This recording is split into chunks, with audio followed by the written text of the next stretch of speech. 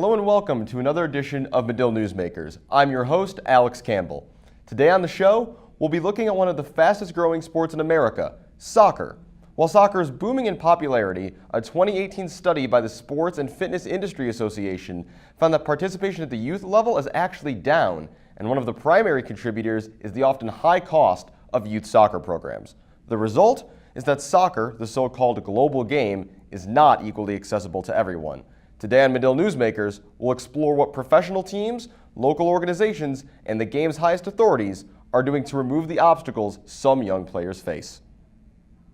We begin today at the most local level with the Chicago Park District. Soccer fields aren't exactly useful in Chicago during the winter, but for over 2 decades, Coach Tony Herrera has been providing kids of all ages on Chicago's far southeast side an opportunity to hone their skills indoors at Calumet Park.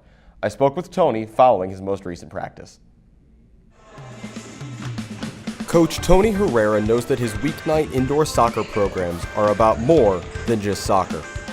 Okay, this is more involved with the kids that stay on the streets and then enjoy to the practice and then go to play on Saturdays or Sundays in different places. It's an opportunity outside of weekend games for kids of all ages to practice their skills. And importantly for families, it's affordable. Over here the program is really cheap. In another place they charge like $600 for 3 or 10 weeks. Over here is for 10 weeks like $22. It's cheap. While some of the players Tony works with are as young as 6 years old, he knows that programs like this can have a huge impact on their futures, particularly their education. I hope because I got a lot of kids who they come to visit me from they stay in college. And the program for the Chicago Park District is they scholarship for college for soccer. I know different coaches from different schools, from different colleges, and they got opportunities from the kids from this area who play soccer and don't pay nothing for school. By starting to coach players young, Tony can see them progress as they grow up. And although some struggle at first, everybody has to start somewhere. Sometimes the kids cry because they're scared, they never play. But I told them, if you won, you won. If you lose, if you start learning how you lose. You never is one and one and one. You never start lose, and then step by step, you try more and more. Someday you win, you'll be happy.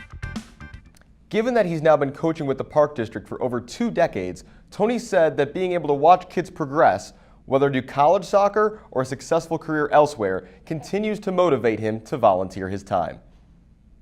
Of course, the primary athletic outlet for young players is through their schools.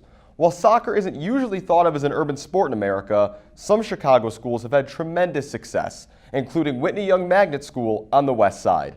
I asked Coach Ian McCarthy about creating team chemistry and how he keeps his players fresh in the winter at this stage of their careers.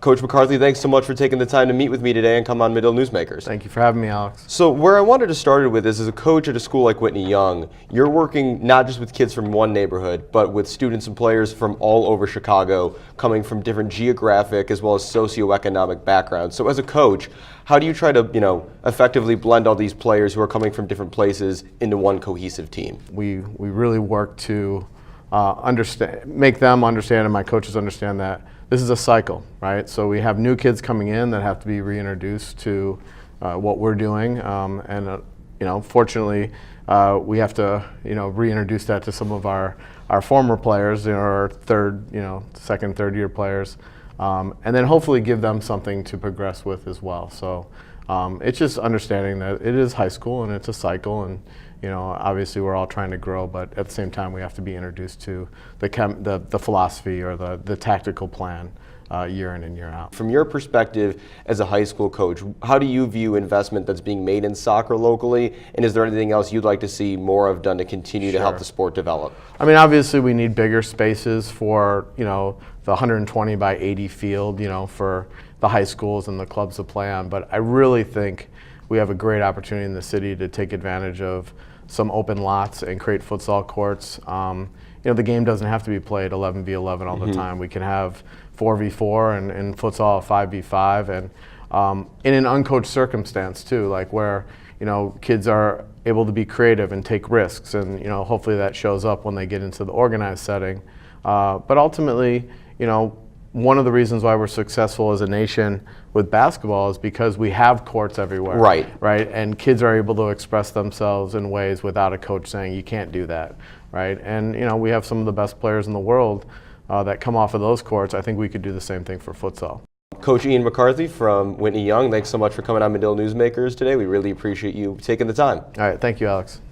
Coming up next on Medill Newsmakers, I sit down with the Chicago Fire's Director of Youth Development to discuss what impact the MLS club wants to have in the local community. At Northwestern University, we are pioneering innovation and achieving excellence across every imaginable discipline.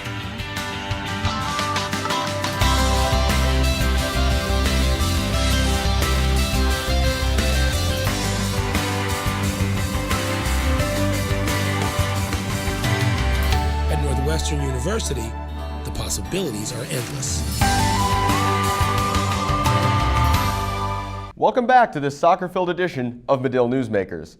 As the city's Major League Soccer franchise, the Chicago Fire are in many ways the face of soccer in the Windy City.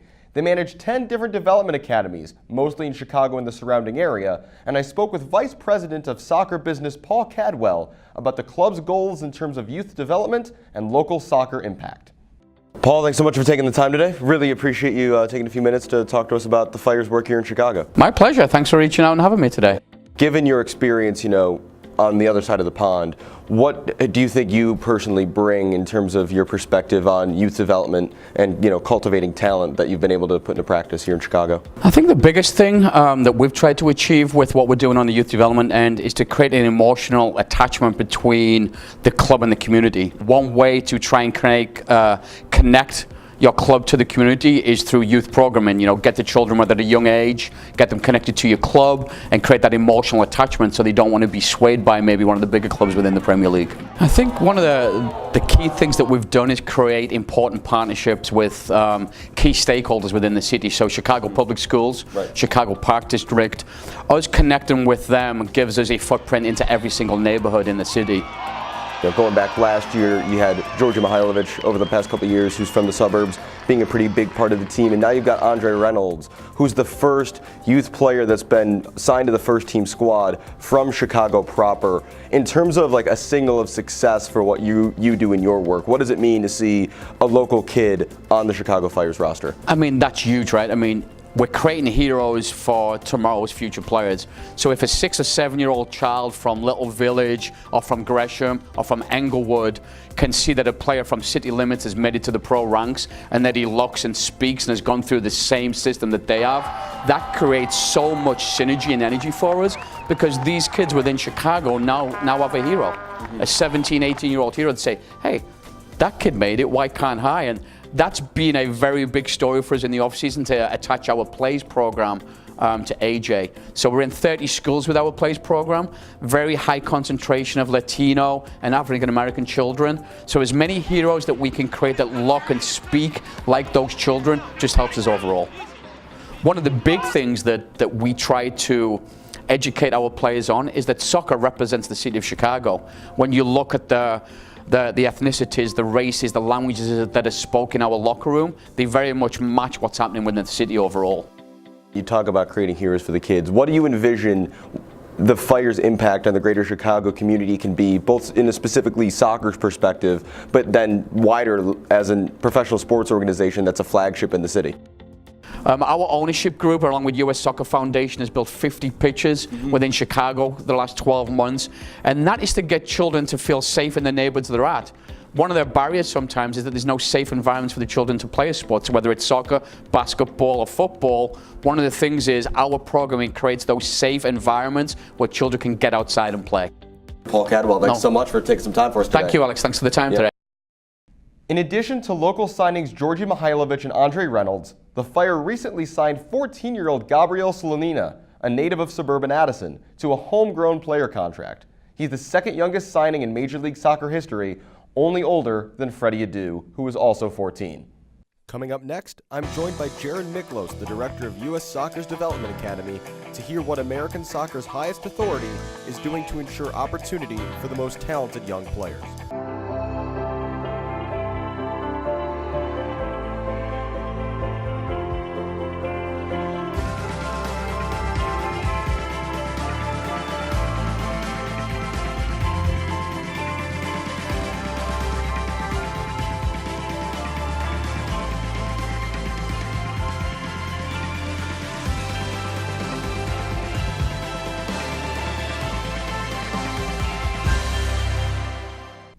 Welcome back. Finally today on Medill Newsmakers, we go to the highest authority on American soccer, the United States Soccer Federation. The Federation runs development academy teams across the country, the very highest caliber of youth soccer. I spoke with Director Jared Miklos to discuss how they ensure that the only determining factor for if a player can join a team is ability. I'm now joined here on Medill Newsmakers by Jared Miklos, the director of the U.S. Soccer Development Academy. Jared, thanks so much for taking a few minutes today to join me on Medill Newsmakers. You're welcome. So obviously the Development Academy is the home of the highest standard of youth soccer in the United States, being under the U.S. Soccer umbrella and hoping to develop players for the national team. From the perspective of, potential barriers in soccer, what work has the Development Academy done through scholarships or other means to ensure that the player's ability is the only determining factor rather than financials or where they live or things of that nature? Yeah, it's a great question, and we're always talking about access because it's important for players to have opportunities. It really comes down to a grassroots effort, and it's a responsibility of the entire country, of everyone working in the game to help make sure that players have opportunities to start playing the sport, to accelerate their development in the sport, to increase their enjoyment in it, because that's what will keep these lifelong players. And then, of course, we're doing our own efforts on the talent identification side and the youth national teams to bring in players, and of course, those are at no cost. Recently, U.S. Soccer released their impact report for last year of 2018, and that covers a lot of things, but it includes the Development Academy, both the scholarships that have been provided and kind of profiling where the program is right now. When you look at that report, what really stands out to you from your position at, directing the Development Academy on the impact that you're having within, the very large, I guess you could say, pyramid of U.S. soccer? It is really impressive to see the collective work that so many people have done. And we're always working on trying to provide more. So seeing the scholarship number grow, I started in 2014 in the role, and we've seen it double in that time from $400,000 to over $800,000 now that we're awarding. We're always trying to push and develop more funds for that. And now we've got endowments that are being created on smaller levels that are specifically for scholarships and other player development initiatives. It's not only about scholarships. Sometimes it's about providing them a GPS unit so that they can improve on the high performance side, or it's about providing them access to other things that they might not have besides scholarships. So for us, it's growing that number in terms of the scholarships that are available to players. And one thing that's been great is to see with the start of the Girls Development Academy 2 years ago, is we've been able to offer resources to them now from a program that didn't exist. And now it's taking gifts from donors and real needs and trying to identify those and then raise funds against them so that we can do more and create the best optimal environments for players. It's not just about access, but once they're in, how do we help accelerate their development? Jared Miklos, Director of the United States Soccer Development Academy, thanks so much for taking the time today to join us on Medill Newsmakers. Yeah, pleasure to be with you.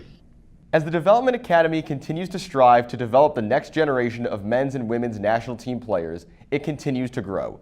It was recently announced that they'll be adding 6 new girls teams for the 2019-2020 season. That's going to wrap things up for this edition of Medill Newsmakers. While there is still room to improve, it's clear that from top to bottom, the American soccer community is working to ensure that the beautiful game is everyone's game, and that American soccer's future is only getting brighter. Thanks to Tony Herrera, Ian McCarthy, Paul Cadwell, and Jared Miklos for being my guests today. Thanks for watching this episode of Medill Newsmakers. I'm Alex Campbell, and we'll see you next time.